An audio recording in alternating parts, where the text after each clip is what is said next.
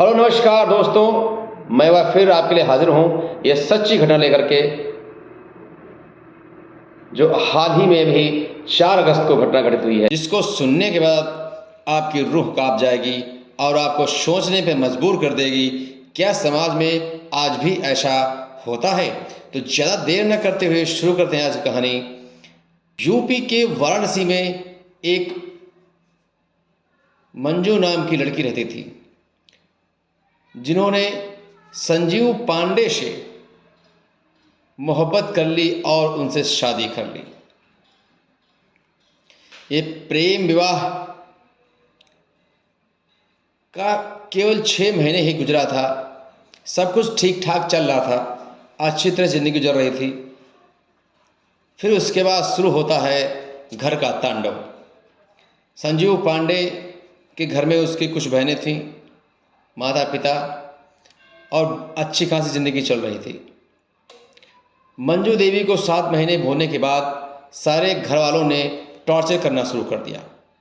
अब मंजू देवी, जिन्होंने मोहब्बत की थी संजीव से, बेचारी करती तो क्या करती। उसकी सास इतनी डेंजर थी, इतनी खतरनाक थी, जो मंजू से सारा काम घर का करवाती, कपड़े धुलवाती, बर्तन मंजवाती, झाड़ू कराती और खाने को एक दाना भी नहीं देती। मंजू से बात की गई तो बताया कि जब मैं बर्तन धुलती हूँ तो जो भी उससे जूठन उठन बच जाती है उसको मैं खाकर अपना पेट पालती। चाय तक नहीं देती। चाय पीने को मन करता तो चाय के बर्तनों में जो चाय बच जाती वो थोड़ी थोड़ी करके एक बर्तन में इकट्ठा करती और उसको मैं पी लेती। इतनी हालत खराब हो गई, चलना उठना मुश्किल हो गया। संजीव क्या करता, मंजू को सारे कपड़े निकालकर झोले की तरह उल्टा लटका देता और फिर अपने बहनों से कहता कि इसकी पिटाई करो। तो सारी बहनें झूला झूला झूला के, लोरियां गा करके, गाना बजा करके, डीजे चला करके उसकी पिटाई घर में करते। कई बार तो ऐसा हुआ कि मंजू को कमरे में बंद कर दिया, 2-2 दिन बंद ही रखा, चाकू गरम करके होंठ जला दिए, बिजली के तार रखा था उससे उसकी पिटाई की।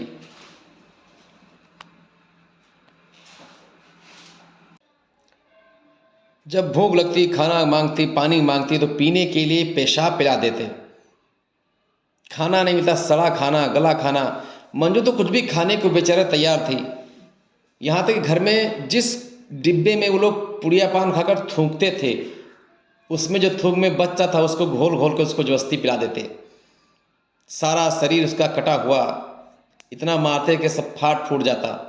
कोई इलाज नहीं करता, खून बहता रहता, सारा दिन वो काम करती रहती। 7 साल हो गए थे सब झेलते हुए। एक बार तो किसी तरह से अपने पिताजी से बात हो गई। पिताजी घर पर आए, मंजू की सास के पैरों पर पड़ गए। बोला, मुझे हमको अपनी बेटी से मिलने दीजिए। लेकिन मंजू को उसकी सास ने रूम में बंद कर दिया और पिता से मिलने न दिया और धक्के मार कर उसको बाहर निकाल दिया। मंजू रोती रही, गिड़गिड़ाती रही, लेकिन सास को दया सी नहीं आई। इस 7 साल के पीरियड में उसको 2 बच्चे हुए, एक 4 साल, एक 5 साल का। दोनों बच्चों से सास मंजू को मिलने नहीं देती, उससे दूर रहती। मंजू बेचारी क्या करती, तड़प कर रह जाती। कभी कभी बच्चे उसके पास आ भी जाते तो सास उनको तुरंत वहां से छीन ले जाती। दोस्तों,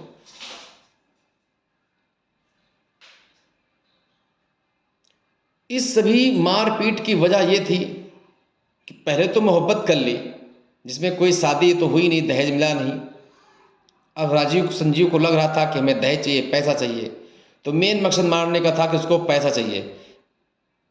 मंजू से संजीव कहता कि ज़मीन बेचवाओ अपने पिताजी की और हमको पैसा दिलाओ, वरना आपके भाई को हम मार देंगे, पिता को कत्ल कर देंगे।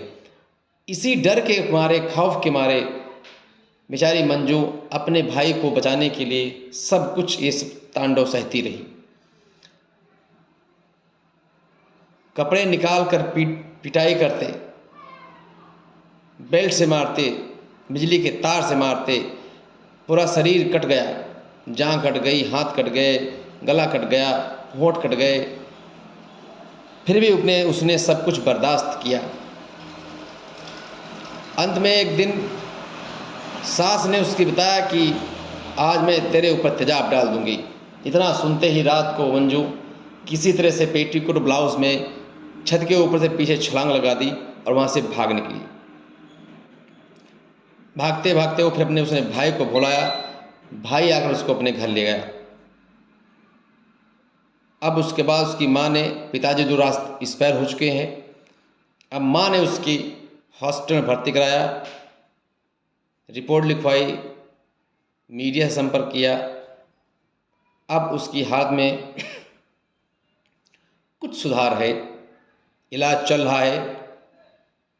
मंजू की इच्छा है कि जितना हमको कष्ट दिया है मेरे ससुराल वालों ने, उतना ही कष्ट उनको मिले, लेकिन पुलिस ने अभी तक कोई कार्रवाई नहीं की है।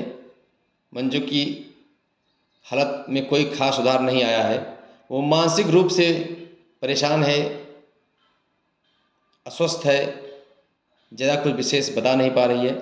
तो दोस्तों, मैं चाहूँगा इसको न्याय मिले और समाज में ऐसी हरकतें आज भी लोग बहुत कर रहे हैं, जिनसे आप लोग सतर्क रहें, क्योंकि संसार में सब लोग अच्छे नहीं हो सकते हैं।